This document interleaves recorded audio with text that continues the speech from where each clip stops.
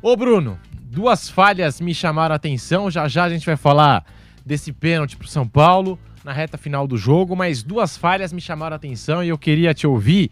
Primeiro o Madison, que recuou no cruzamento do Patrick, deixou o Patrick ali com muita liberdade para parar, pensar, cruzar na cabeça do Calheri no primeiro gol do São Paulo, e depois a falha do Jandrei ao final do primeiro tempo no estádio do Morumbi. Se fosse o Volpi no lugar, não vou te contar, hein? Se fosse o Volpi ali, a torcida do São Paulo também tá cornetando o Jandrei, mas aí aqui tá, Bruno, o Jandrei é o goleiro ideal para o São Paulo Futebol Clube neste momento? Eu acho o Jandrei um goleiro médio, sim, como o Volpi. Eu acho até o Volpi um pouco melhor. E que o Volpi, ele já está há um bom tempo no clube, a torcida pega muito no pé do Thiago Volpi, então ele é um cara que estava sofrendo muito com isso, né? Qualquer coisa, qualquer bola que fosse no gol do São Paulo, o adversário mete uma bola no ângulo, eu ficar procurando onde o Volpi errou. Ele estava mal posicionado, ele poderia ter pulado mais, enfim. Então o Volpi estava com essa dificuldade, qualquer coisa era culpa dele. Mas não acho o Jandrei mais goleiro que o Volpi, não.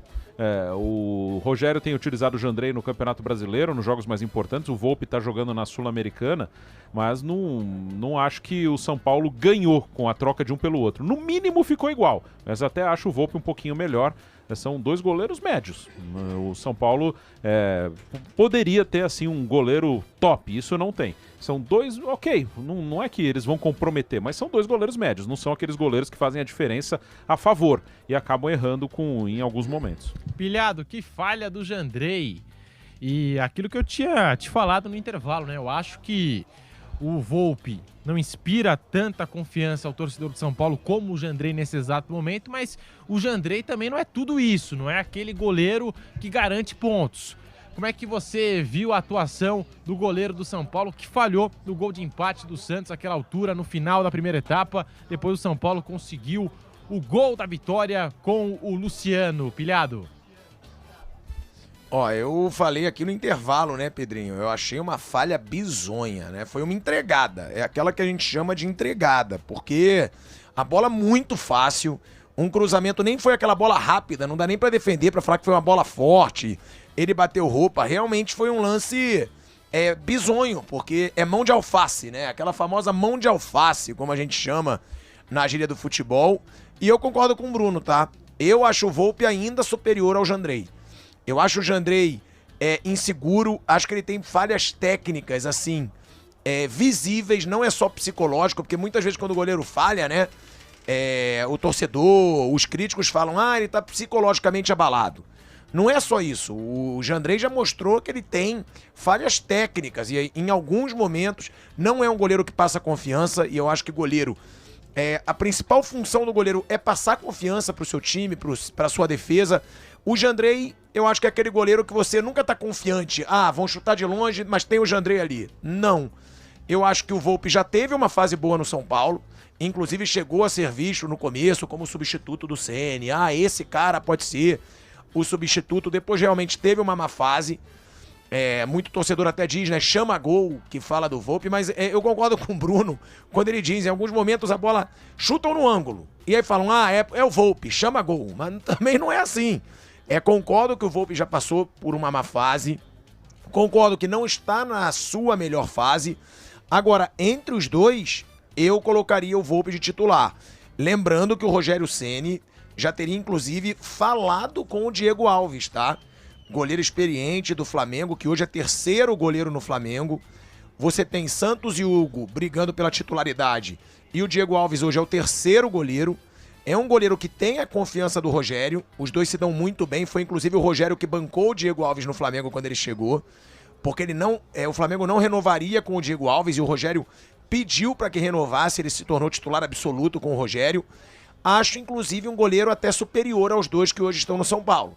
Não sei se o Bruno concorda comigo. Eu acho que ainda com certeza no todo ele e acho que ainda é mesmo mais veterano. É isso, porque no Flamengo ele passou por uma má fase e aí ficou inseguro, mas eu acho que o Diego Alves, você dando uma sequência pra ele no São Paulo, com o Rogério Ceni, que é um cara que banca o trabalho dele, acho também que seria aí superior aos dois. O Jandrei não passa confiança e hoje o gol foi muito bobo. Foi um gol muito bobo, foi até inacreditável pra gente que tava vendo aqui do estádio. Eu falei, caramba, o que aconteceu? Não deu nem pra perceber o que aconteceu, de tão fácil que a bola tava. e que ele deixou a bola passar, Pedro. Olha, na temporada 2022, olha o retrospecto do Jandrei. 17 jogos, 15 gols sofridos. E o Volpi, 7 partidas com 10 gols sofridos. Bruno Prado, nenhum nem outro. A solução pode ser o Diego Alves, que tá dando sopa aí no mercado. O Diego é mais goleiro que os dois, né? O Diego não tá no seu auge, ele tá já no final da carreira, mas ainda assim eu acho melhor o que os dois. Como eu falei aqui, na carreira, assim, a menor dúvida, mas ainda no momento eu acho o Diego melhor. O Volpi e o Jandrei, assim, são goleiros que eles são nota 5, 6, são goleiros médios. O Volpi, ele tem jogado mais na Sul-Americana. O Jandrei hoje joga as partidas mais importantes, mas nenhum dos dois é aquele... Eu acho que você definiu bem quando você me chamou aqui. Eles não são goleiros que garantem pontos, é muito raro. O Palmeiras tem um goleiro que garante ponto, que é o Everton.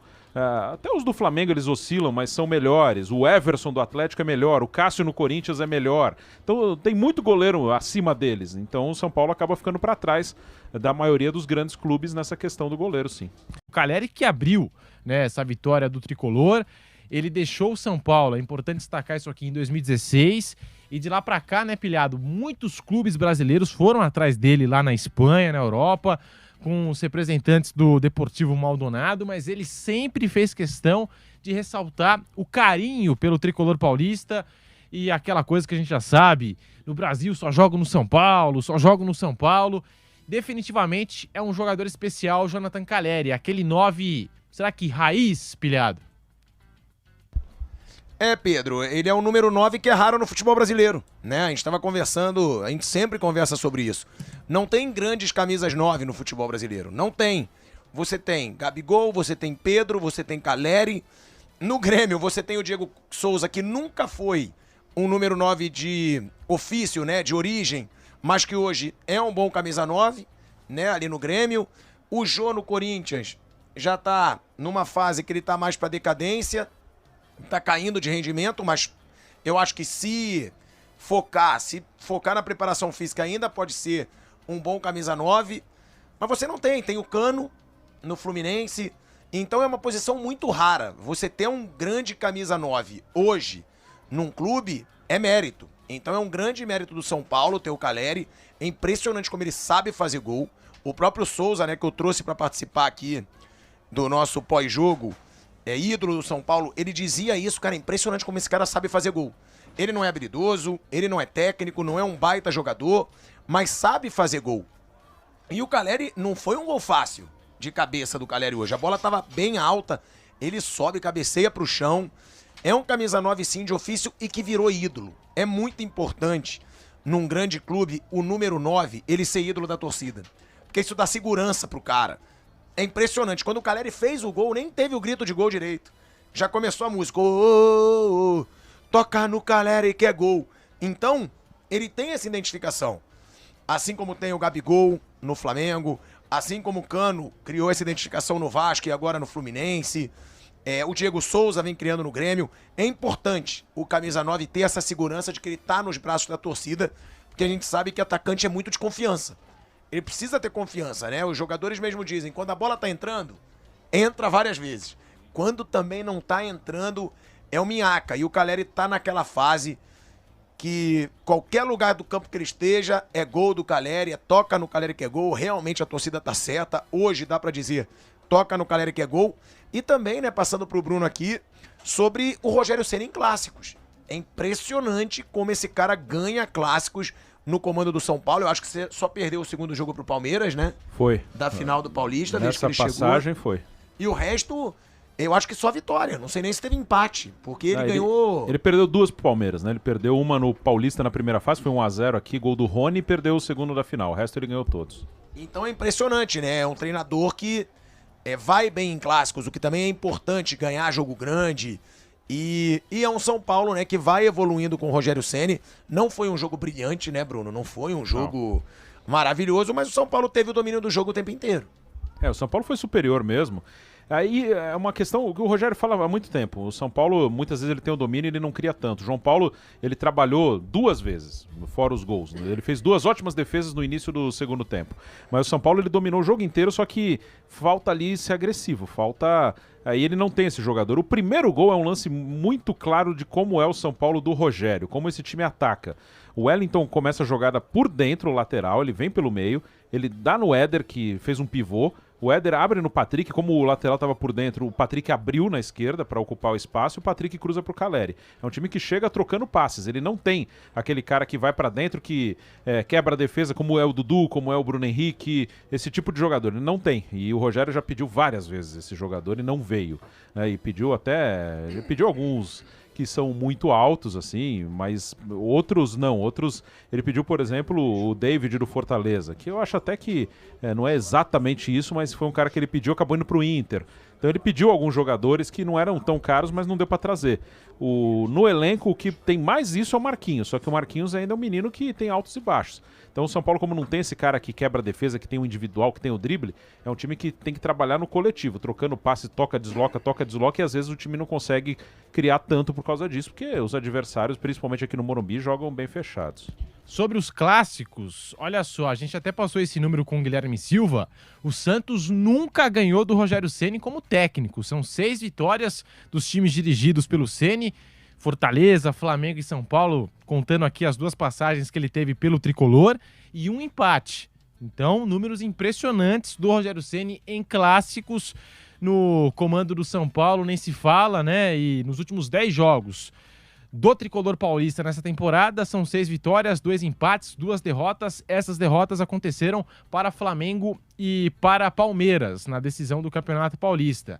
E aí eu queria perguntar para vocês, eu até dizia aqui, minutos atrás, que antes da bola rolar nessa temporada, a gente tinha uma visão do São Paulo. E agora, com o Rogério Ceni, a gente tem outra visão de São Paulo, uma outra perspectiva. É mais ou menos por aí, né, Bruno Prado e Pilhado? Mudou. O time evoluiu, o time cresceu. O São Paulo, eu acho que o Rogério ele é muito realista, isso é bom, porque o Rogério ele sabe muito bem o que ele tem na mão. No brasileiro, claro, se der para lutar pelo título, ok, mas ele sabe que o objetivo real é lutar por Libertadores, por vaga na fase de grupos, isso é possível, eu acho que tem boa chance de conseguir. E aí nas outras competições, Copa Sul-Americana, acho que é um título muito possível de buscar, de tentar buscar. Copa do Brasil depende muito do que vai cruzar aí, do que vai acontecer, mas é muito consciente o Rogério do que ele tem na mão, e dentro do que ele tem na mão o time cresceu. E uma coisa que é importante, o São Paulo não tem dinheiro. Ontem até o Carlos Belmonte deu uma entrevista lá no Mesa Redonda e ele falou claramente a situação do clube. Hoje o São Paulo não consegue competir no mercado, acabou de aprovar um empréstimo de 20 milhões para pagar dívidas do momento da pandemia, quando cortaram o salário dos atletas e empurraram para frente, ainda não quitaram, pegaram um empréstimo agora para quitar isso, e é um empréstimo, né? Empréstimo você tem que pagar depois. Então o São Paulo precisa vender um jogador, isso é uma outra realidade, o São Paulo precisa vender. Hoje o que eles apostam mais e que pode render alguma coisa, o lateral esquerdo, o Wellington, é o que eles apostam mais para o mercado europeu. Então ainda tem muitos problemas e por isso você tem que desenvolver os garotos que estão aqui. E o Rogério fez isso muito bem. O Diego Costa é um cara que começou muito bem com o Diniz lançou o Diego, meteu de titular, deu sequência, ele começou a falhar, a torcida começou a pegar no pé, o moleque desabou. Teve aquele jogo lá do Tietê. Bruno, só complementando o que você tá falando, o Souza elogiou muito o Diego Costa. Sim, ele é ótimo, zagueiro. Durante todo o jogo ele falou, pra mim é o melhor em campo. Sim, ele joga muito. O tempo inteiro o Souza falou isso. O Diego é muito talentoso, só que ele começou bem, ele chegou, o Diniz meteu ele de titular, o cara entrou arrebentando, aí começou a falhar e começou a perder a confiança. Aquele jogo de Bragança que ficou marcado pela discussão do Diniz com o Tietê, o Diego teve uma partida desastrosa aquele dia, ele foi substituído até no intervalo. E no ano passado ele jogou muito pouco, esse ano o Rogério foi lá resgatar o Diego, que o moleque é bom. Já tem dentro do elenco um zagueiro bom, aí o time não tem dinheiro, não ia buscar fora um cara do nível do Diego Costa. Então era melhor resgatar um cara que já tá aqui e que pode render pro clube no campo e numa venda, ele é um jovem zagueiro, e o Rogério foi resgatar. O Igor Gomes é um cara que agora ele tá trabalhando para resgatar, a torcida ainda pega um pouco no pé do Igor, mas é um cara fundamental pro time. O Nestor cresceu muito na mão dele, então você não tem como buscar reforço, não tem como ficar disputando jogadores muito caros. As últimas contratações têm sido jogadores que estão sem contrato ou empréstimo. tem que se virar com o que tem. Isso o Rogério faz muito bem. E aí ajuda o fato de ser o Rogério Ceni, que ele tem respaldo para fazer isso, para apostar, para testar, não deu certo, tira, põe de novo, muda de posição. Aqui no São Paulo ele tem respaldo para fazer esse tipo de coisa.